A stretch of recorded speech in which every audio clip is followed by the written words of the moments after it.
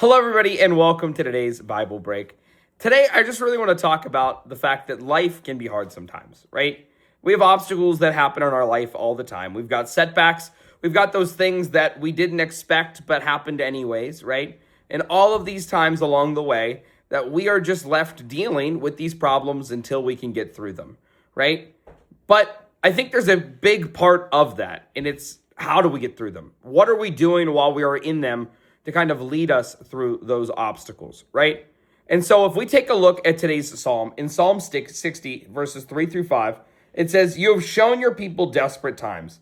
You have given us wine that makes us stagger. But for those who fear you, you have raised a banner to be unfurled against the bow.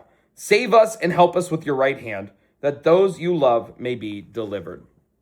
And so when I think about this verse, right, I think about Jonah. And Jonah, when he was on the boat, right, everything was going wrong for them as this storm was approaching. But the difference was in the response of the people who were on the boat with him and Jonah himself.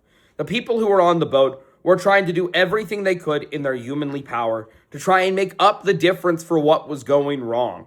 But Jonah was fully aware that this was not a humanly thing, but that only God was going to be able to kind of change that. And while he wasn't thinking about saving himself in that exact moment, he still was fully aware of the person who was in control. We can think about it the same way when we think about Jesus on the boat with the disciples. When Jesus is sleeping and the disciples are freaking out because there's a storm, they are thinking about it from a humanistic perspective of we have to do everything in our power to stop this boat from sinking. But then what happened the second that Jesus woke up? He calmed the waters.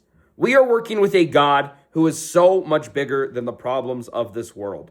And you can try and solve all of the issues in your life in a humanistic manner as much as you want, but it's not going to work. Not nearly as well as doing it with Christ.